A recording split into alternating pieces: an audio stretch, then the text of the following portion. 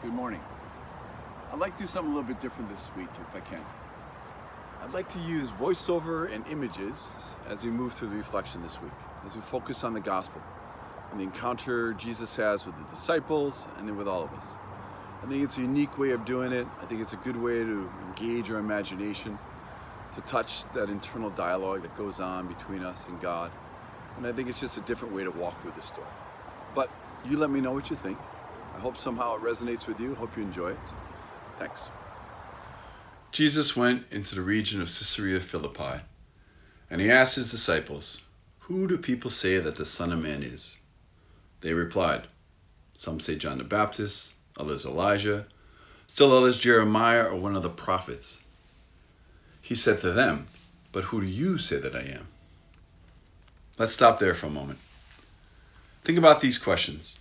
Put yourself in the scene for a minute in your imagination and think about Jesus with his disciples.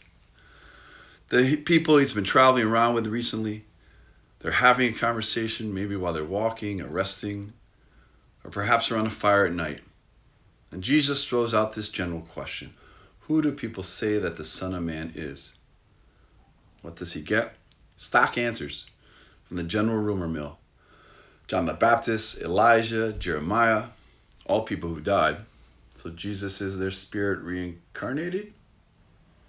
Maybe he's simply another prophet from a long history of prophets or mouthpieces of God. Again, stock, safe, head answers.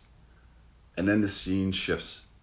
Again, in your imagination, picture yourself maybe sitting around a fire in some shadow, which allows you a little privacy so others can't see your reaction. And he turns the questions towards you, towards each one of the disciples personally. Also notice he doesn't ask, "Who do you think the Son of Man is?" He says very intimately, "Who do you say that I am?" Tense. That's it, isn't it? That's the question. It's tense because it's intimate. It cuts through the stock answers of your head and gets to the heart. Gets to a gut level reaction, one that's born out of experiential knowing, right? It's like love. How does anyone know they're loved? Sure, there's a spiritual or internal knowing, but there's also an experienced knowing, honed out of time and various encounters with someone. It's this holistic knowing that combines the spiritual with the lived, that goes into the response, or lack thereof, for each disciple, even for us. Who do you say that I am? So what are the disciples' reaction? What do their facial expressions or body language say? If Jesus turns to you and asks you this question, what might your expressions reflect? Sure, we love to be Peter. "Blessed are you, Simon, son of Jonah, for flesh and blood has not revealed this to you, but my heavenly Father." And we love to be able to share his insight and conviction, if only for a moment. But it doesn't always work that way. He doesn't always work that way.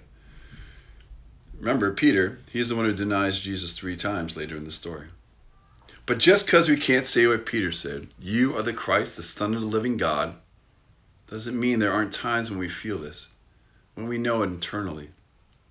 I'm sure many of the disciples, again, sitting around this fire, were nodding their heads as Peter spoke.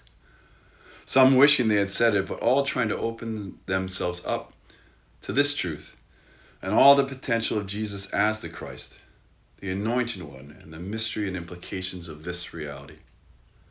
So perhaps this week I can again sit with and sit in this question: who do you say that I am? And allow the invitation to be heard. Allow the intimacy to be expressed and the mystery and the wonder to unfold. I have a little piece of advice though. Let go of the not worthy stuff, the not good enough or I can't answer that question stuff. Of course you can answer it. You just have to be honest. Don't overthink it.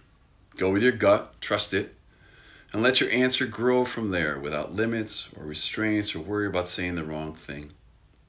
Just give yourself permission to respond from wherever you are in your relationship with Jesus.